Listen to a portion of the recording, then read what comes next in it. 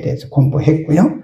오늘은 하나님이 우리를 만들어 가시는 섭리의 수단 중에 하나인 고난, 거기 제목을 어려움으로 인한 변화 그랬는데 그것을 우리식으로 바꿔보겠습니다. 고난을 통한 성숙, 그렇게 바꾸겠습니다. 번역을 하시는 분이 어려움으로 인한 변화라고 번역했는데 우리식으로 번역을 다시 하면 고난을 통한 성숙이다. 거기 보면요, 세 번째 줄에 보면 고통의 불은 거룩한 금을 만든다. 우리에게 오는 고난이 불같은 고난이지만 사실은 그 고난을 통해서 성숙한 거룩한 신앙의 금을 만든다. 내용 정리 봅니다. 모든 문제 뒤에는, 모든 위기 뒤에는 하나님의 목적이 있습니다. 거기 줄 봅시다. 하나님의 목적이 있다. 그 말은 우연이 없다. 그 말이죠. 그분은 우리의 성품을 변화시키고자 우리의 상황을 사용하십니다. 우리의 상황, 환경. 그 밑에 아무런 문제 없는 삶을 순탄하게 볼 수 없고 살 수 없고 삶 자체가 문제의 연속이라고 하셨습니다. 하나의 문제를 해결할 때마다 또 다른 문제가 그 자리를 메꾼다는 것을 알 수 있습니다. 아래 베드로 사도를 통해서 이런 말씀했죠. 사랑하는 자들아, 너희를 시련하려고 오는 불시험을 이상한 것 같이, 이상한 일 당하는 것 같이 생각하지 마라. 하나님은 우리를 그에게로 가까이 오게 하시려고 문제들을 사용하십니다. 그렇죠? 문제는 그 밑에 보면 하나님은 요셉을 감옥에 갇히지 않게 할 수 있습니다. 다니엘이 사자굴에 들어가지 않게도 하실 수 있습니다. 그러나 하나님께서는 그렇게 하지 않으시고 문제들을 일어나게 하셨고 그 옆에다가 쓰십니다. 허용, 섭리.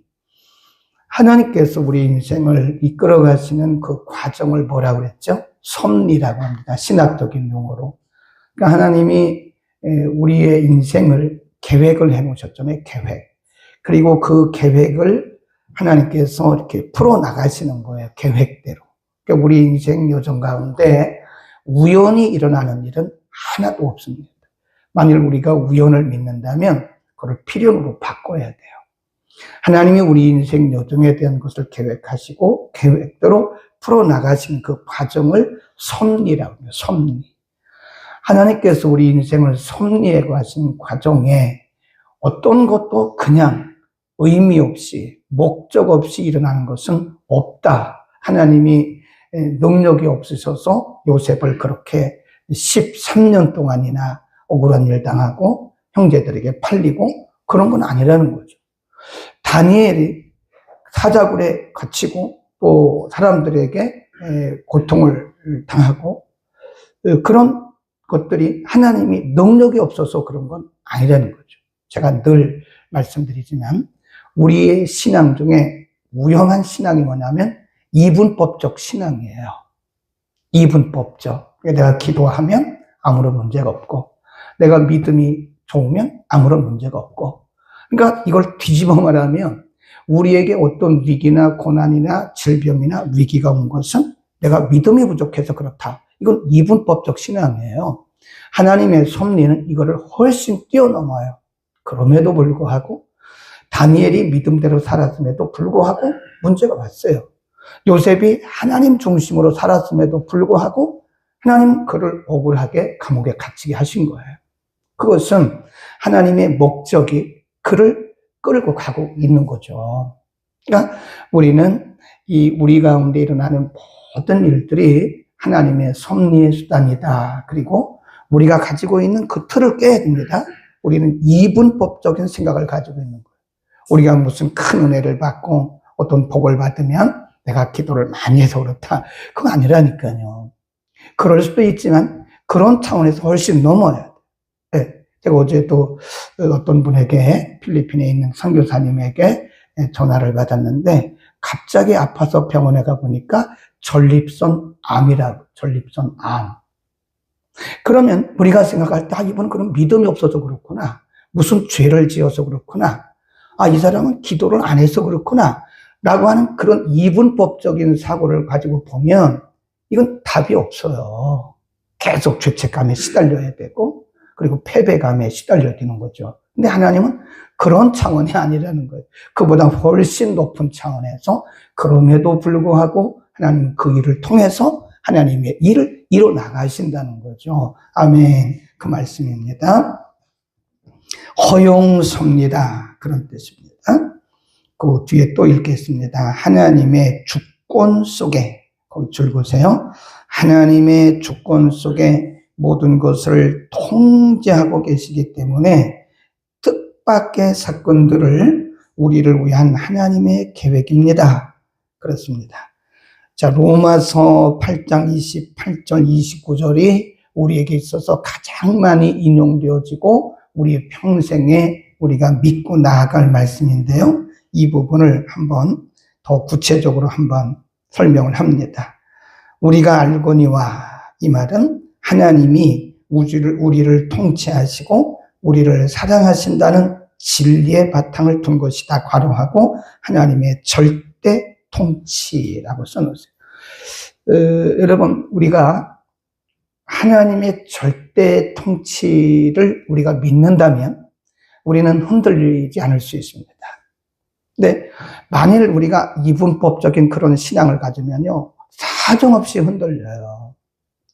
하나님의 절대적 통치권을 우리가 믿는다면 우리는 이래도 감사하고 저래도 감사하고 이래도 담대하고 저래도 담대한 거. 어차피 우리는 그분의 통치권 아래에 있기 때문에 그런 거예요. 아멘. 그러니까 우리는 이거 정말 중요하게 생각해야 돼. 우리가 알거니와, 그 말은 하나님의 절대 통치를 의미하는 것이다. 그 다음, 하나님을 사랑하는 자, 곧 그 뜻대로 부르심을 입은 자들에게는 모든 사람을 위한 것이 아니라 하나님의 자녀들만을 위한 것입니다. 모든 것이 협력이 아니고 합력입니다. 모든 것이 합력하여 우리에게 일어나는 모든 것, 실수, 죄, 질병, 이혼, 그리고 사랑하는 사람의 죽음, 우리의 상처까지도 포함하여 하나님의 계획 안에서 조화, 거칠 봅시다. 이 조화를 이뤄가는 하나의 수단이다. 거기다 모든 것, 거기다 줄 그어놓으시고요. 이렇게 줄을 길게 끊은 다음에 빈 칸에다가 씁니다. 모든 것 놓고 하나님의 통치 수단. 하나님이 섭리 수단에 보시면 되는 거예요. 그러니까 우리가 핀센트를 이렇게 꼽듯이 우리가 성경을 읽을 때도요, 어떤 분들은 퍼내기예요, 퍼내기. 자기가 잘 이해가 안 가는 것은 그냥 던져버려요. 그거 안 읽어요. 그리고 자기가 마음에 드는 것만 딱딱 핀센트를 이렇게 꼽아요, 이렇게. 그리고 아멘, 아멘, 아멘, 아멘. 그러면 안 돼요. 하나님이 우리 인생을 이끌어 가시는데 항상 좋은 일만 있게 하진 않아요. 때로는 우리가 이해할 수 없는 그런 일들도 많이 일어납니다. 갑작스러운 퇴직, 갑작스러운 가족과의 이별, 이런 일들이 우리 인생 요정 가운데 얼마든지 일어난다는 거죠. 그러나 그런 것들이 내가 이렇게 딱 선택하는 사항이 아니에요. 그건 선택 사항이 아닙니다. 이게 모든 것들이 우리 인생 여정 가운데 하나님의 섭리의 과정에 일어나는 필연적인 필수 사건이다. 그래서 우리는 항상 말씀드리지만 신앙의 시각, 우리가 이걸 보는 각도를 시각이라고 그러거든요. 시각. 이 시각을 360도로 열어놔야 돼요. 우리는 시각을 이렇게 한 40도, 30도로 이렇게 좁혀놔요.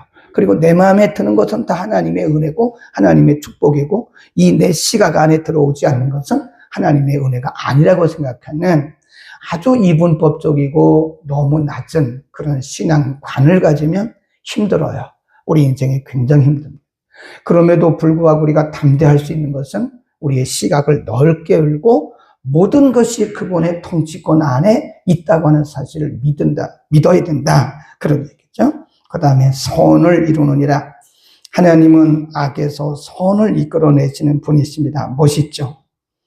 예수 그리스도의 족보에 등장하는 다말, 라합, 룻, 밧세바는 내세울 만한 것이 없는 사람들이지만 하나님은 죄악으로부터 선을 이끌어내셨고 예수님은 그 핏줄에서 나오게 하셨습니다. 그 이유는 하나님의 목적은 우리의 문제, 고통, 그리고 우리의 죄보다 크기 때문입니다. 그 옆에다가 이렇게 괄호하고 궁극적 완성 그렇게 씁니다. 모든 것이 합력하여 선을 이룬다. 그 말은요, 어떤 번역에 보니까 모든 것이 합하여 하나님의 목적을 이룬다. His own purpose. 그분의 목적을, 그분 자신이 목적한 것을 이룬다. 그렇게 번역을 한 게 있는데, 저는 그게 맞다고 봅니다. 궁극적 완성, 승리. 넘어갑니다. 하나님이 미리 아셨으니, 정하셨으니, 우리의 삶은 우연, 또 운명의 결과가 아닙니다. 하나님의 초청, 이거를 조종이란 말을 섭리로 바꿉니다. 하나님의 섭리에 의한 것입니다. 다 그 섭리의 과정 속에 일어나는 것이라는 거죠. 네. 시편 139편에 보면 시편의 게다가 뭐라고 고백을 하냐면 하나님은 나의 입술의 말을 다 아시고 나의 생각을 아시고 나의 앉고 일어섬과 그런 말씀을 하죠. 그래서 저 바다 끝에 갔더니 하나님 거기 계시더래요. 저 산에 올라갔더니 하나님 거기 계시더래요. 하나님이 안 계신 곳이 없더라 이거죠. 이게 뭐냐면 하나님의 절대 통치 영역을 우리가 인정하는 겁니다. 그러니까 우리의 시각을 좀 넓히자고요. 이렇게 너무 우리의 좁은 시각을 가지고 바라보면 우리의 신앙이 굉장히 조화를 못 이루고요. 균형을 못 이루어요. 그래서 왔다 갔다 하는 거예요. 좋은 일이 있을 때는 너무 좋아하고 어려운 일이 있을 때는 우울하고. 그것은 어떻게 보면 우리의 시각이, 믿음의 시각이 너무 좁은 탓이다. 이것을 다 열어놓고 360도로 다 열어놔요. 모든 것의 가능성을 우리가 인정하는 하나님의 통치를 믿기 때문에 그런 겁니다. 자, 밑으로 내려갑니다. 이는 그로 많은 형제 중에서 맏아들이 되게 하려 하심이라. 하나님의 목적은 우리를 하나님의 아들과 같이 되는 것입니다. 우리의 삶에서 발생하는 모든 문제는 그 목적을 이루기 위한 것입니다. 거기다 가로해 놓고요. 하나님의 자녀됨의 증거다. 우리에게 일어나는 여러 가지 고난, 이것을 징계라고 그러거든요. 이런 고난, 고통, 위기 이런 것들은 우리를 저주한 것이 아니라 우리가 하나님의 자녀라고 하는 증거다. 그 옆에 써놓으세요. 히브리서 12장 8절부터 13절. 집에 가서 꼭 읽어보세요. 히브리서 12장 8절에 보면 징계는 다 받는 것이거늘, 그래서 징계는 다 받는 것이거늘 만일 징계가 없다면 그 사람은 참 자녀가 아니라는 거예요. 진짜 하나님의 자녀가 아니라는 거예요. 그러니까 우리가 만나는 여러 가지 이런 어려움들을 우리는 때로 징계라고 표현을 할 수 있어요. 왜냐하면 우리의 실수 때문에 올 수도 있거든. 그러나 그것이 우리를 저주하는 그런 하나님의 매이긴 하지만 사랑의 매이지 저주는 아니라는 거예요. 그러니까 우리가 기도도 잘해야 돼요. 이 사탄아 물러가라. 이 말도 맞기는 맞는데 하나님의 섭리의 수단을 갖다가 사탄이라고 밀어붙여버리면 우리의 신앙의 시각이 너무도 좁아져 있다는 사실입니다. 그럼에도 불구하고 사탄이 역사에서 일어났음에도 불구하고 하나님은 사탄까지도 통치하는 거 아니십니까? 하나님은 사탄까지도 붙들고 계시는 거예요. 그래서 사탄도 하나님의 허락하신 영역 안에서만 역사하는 거예요. 우리가 욥기서 1장, 2장을 보면 하나님이 사탄에게 허락을 해요. 가서 욥을 쳐라.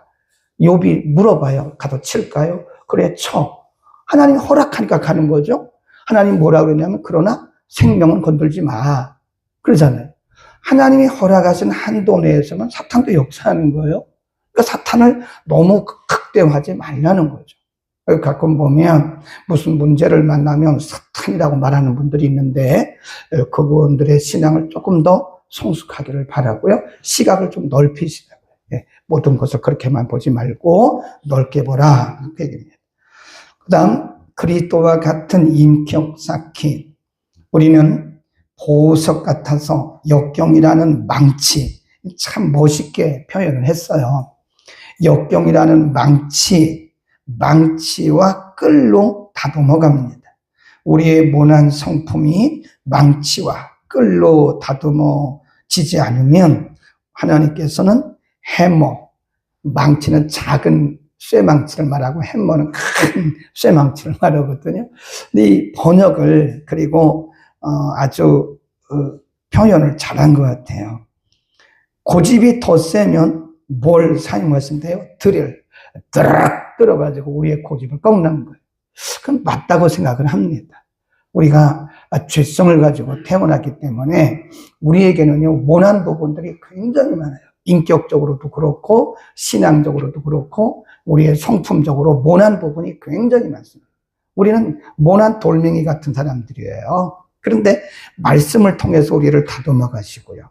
또 이런 하나님의 섭리 수단, 고난이라고 하는, 그래 때로는 망치, 때로는 끌, 그래도 우리의 고집이 안 꺾이잖아요. 그럼 하나님께서 드릴을 가지고 막 뚫어대는 거예요. 그래서 우리의 고집을 꺾고 하나님 앞에서 정말 양순한 하나님의 자녀로 살아가도록, 겸손하고 양순한 자녀들로. 그러니까 이번에 깨지는 게 아니에요. 우리가 얼마나 고집불통입니까? 저를 봐도 고집불통, 교만, 아집. 겉으로는 굉장히 순한 것 같고 겉으로는 겸손한 것 같잖아요. 근데 우리 속에 뒤집고 나면 우리 속에요 아주 오만, 자만, 고집 막 이런 것들이 많다니까요. 아니라고 생각하시죠? 있습니다. 한번 까보세요. 이렇게 뒤집어 보시라고요. 여러분의 마음을 열어보시면 겉으로는 굉장히 유한 것 같고 굉장히 순한 것 같고 굉장히 겸손한 것 같은데 그렇지 않아요. 우리 속에 교만, 아집, 고집, 오만 이런 것들이 가득 차 있다니까요. 그걸 하나님께 말씀으로 깨뜨리시고 하나님의 망치와 드릴로 어떤 때는 막 드락 여러분 많이 아프시죠. 하나님의 드릴 수 있어요. 드릴. 그 아프고 나면 우리 한 모난 부분이 깨뜨려지는 거예요. 감사하죠. 그래서 우리를 거룩한 하나님의 성품으로 만들어 가시는 거예요. 아멘.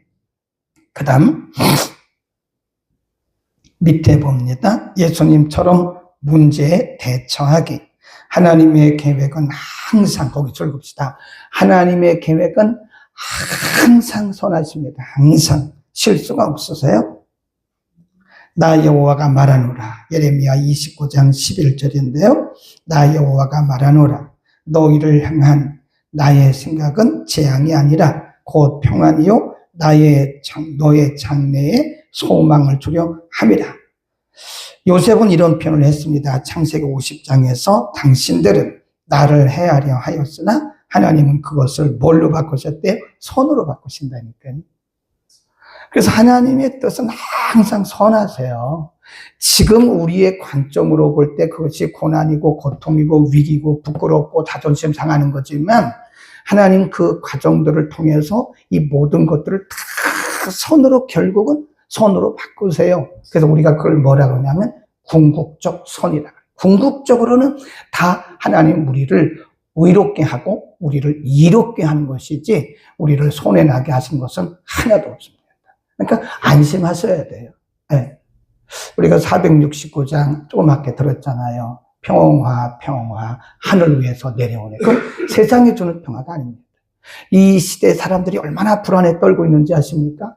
그러나 우리가 하나님의 절대적 통치와 궁극적 승리를 믿는다면 우리 가운데 평안이 넘칠 거예요. 그럼에도 불구하고 우리는 평화롭고 이래도 감사하고 저래도 감사한 것이다. 아멘. 밑으로 내려갑니다. 예레미야와 요셉처럼 스스로의 고통이나 문제가 아닌 하나님의 계획에 초점을 맞춘 것, 거기다 줄 봅시다. 하나님의 계획에 초점을 맞춘 것이 중요합니다. 모세가 어려운 삶의 문제들을 견딜 수 있던 것은 그가 상주신이심을 바라봤다고 히브리서 11장에 말씀하고 있고요. 단기적인 생각에 굴복하지 말고 마지막 결과에 초점을 맞추시다. 그게 뭐라고 그랬어요? 궁극적 승리. 우리는 결국은 궁극적으로 승리하게 되어 있어요. 아멘. 그러니까 지금 과정을 가지고 너무 절망하고 우리가 판단하지 말라고요. 우리 인생은 우리가 결론 내리는 게 아니에요. 그런데 우리가 결론 내리더라고요. 아유, 나는 실패했어. 나는 성공했어. 아니, 아직도 끝나지도 않았는데 하나님의 섭리가 지금 계속 진행되고 있는데 우리는 그냥 딱 내가 결론을 내려요. 성공이다, 실패다, 된다, 안 된다. 그건 모르는 거예요.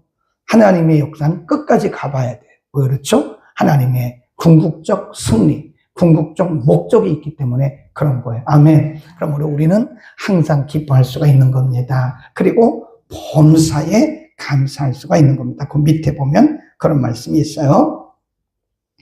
그래서 기뻐하며 하나님께 항상 감사하십시오. 범사에 감사하라. 이는 그리스도 예수 안에서 너희를 향하신 하나님의 뜻이니라. 이는 하나님이 우리에게 모든 상황 안에서, 거기서 봅시다. 상황에서, 이 말이 모든 상황 안에서 감사하라고 하신 것이지 모든 상황에 대해서 감사라는 게 아니에요. 모든 상황 안에서 감사라는 거예요. 상황을 감사라는 그런 의미도 되지만 사실은 in circumstances, 모든 상황 속에서 감사하라, 그런 말이죠. 약간 의미가 다릅니다. 모든 상황을 감사하는 것과 모든 상황 안에서 감사하는 것은 달라요. 의미가 달라요. 우리는 모든 상황 안에서 감사할 수 있기를 바라고요. 하나님은 불의, 죄, 고통 혹은 고통스러운 결과에 대해서 감사라고 기대하는 것이 아니고 우리의 고통과 문제를 사용해 당신의 목표를 성취한다는 그 사실에 감사를 하는 거죠. 네, 그 사실. 하나님이 일들을 통해서 하나님의 거룩하신 목적을 이루신다고 하는 그 하나님의 통치, 그리고 궁극적 승리에 대해서 감사라는 것이다. 마지막, 포기하지 마십시오. 인내하며 끝까지 버티십시오. 버티란 말이 아니고 인내하며 끝까지 인내하고 또 인내하십시오. 너희 믿음의 시련이 인내를 만들어내는 줄 너희가 알미라. 인내를 온전히 이루라. 이는 너희로 온전히 구비하여 조금도 부족함이 없게 하려 함이라. 어려움을 피하거나 벗어나려고 한다면 더 심한 고통만 겪게 됩니다. 이해할 수 없고 목적 없이 보이는 삶의 상황 속에서도 하나님의 일하시는 손길을 본다면 우리는 성숙에 가고 있는 것입니다. 그렇죠? 네, 그 상황만 보지 말고 하나님의 궁극적인 그 결론 내리지 말라는 거예요. 다시 한번 강조하는데 우리는 결론 내리는 사람이 아니에요. 우리 인생의 결론은 그분이 내리시는 겁니다. 실패야? 성공이야? 말하지 말라는 거예요. 그건 아직도 몰라요. 지금 과정 중에 있는 거예요. 과정. 하나님이 지금 우리 인생을 이끌어 가시는 과정 중에 있는 것이고 하나님의 궁극적인 그 목적을 이루어가고 있는 과정 중에 있는 것이지 우리가 한 과정을 보고 성공이야, 실패야 이렇게 결론 내리는 것은 하나님의 그 위대하신 그리고 폭넓으신 하나님의 영역을 우리가 막 침범해 들어가는 거예요. 그거 죄입니다. 죄. 그거 불신앙이고요. 하나님 도전하는 거예요. 우리 자신에 대해서 여러분 절망하지 마세요. 절대 절망하지 마세요. 우리는 궁극적 승리자들이에요. 이스라엘 백성들을 생각하면 됩니다. 이스라엘 백성들이 어디서 나왔어요? 애굽에서 나왔잖아요. 목적지는 어디죠? 가나안이잖아요. 40년 동안 그들이 당한 고난, 고통, 위기는 말할 수 없이 많았어요. 그러니까 그들이 모두 했어요. 원망도 하고 불평도 했지만 그러나 결국은 가나안 땅에 들어가잖아요. 그겁니다. 그게 궁극적 승리라고 말하는 거예요. 우리는 궁극적 승리자들입니다. 아멘. 기뻐합시다. 항상 기뻐하고 범사에 감사하자고요. 기도합니다. 걸어가신 우리 아버지, 은혜 주심을 감사합니다. 우리의 어리고 철부지 같은 시각을 하나님 이렇게 넓혀주시니 감사합니다. 그러나 한 번에 우리의 시각이 넓어진 것이 아니라, 우리의 가치관이 변화된 것이 아니라, 하나님을 향한 우리의 믿음이 넓어진 것이 아니라 점진적으로 되어져 가고 있음을 고백합니다. 하나님, 그동안 우리가 좌고우면하면서 우왕좌왕했던 우리의 불신앙을 용서하시고, 이제 오늘 말씀을 통해서 우리의 궁극적 승리, 하나님의 절대 통치권을 우리에게 가르쳐 주셨사오니, 하나님, 우리가 크나 작거나 어떤 일에서도 과정을 가지고 우리 인생을 결론 내리지 말게 하시고, 하나님의 영역을 침범하지 않게 하시고, 하나님의 궁극적 승리를 믿음으로써 말씀대로 항상 기뻐하고 범사에 감사하는 우리의 남은 생애 되게 하옵소서. 그럼에도 불구하고 여전히 이미 하나님께서 우리와 함께 하시고 일하시고 앞으로도 일하실 것을 믿어서 이스라엘 백성들처럼 하나님을 거부하는 어리석음 눈을 범치 않도록 우리에게 믿음의 눈을 열어 주옵소서. 감사합니다. 예수 그리스도의 이름으로 기도드립니다.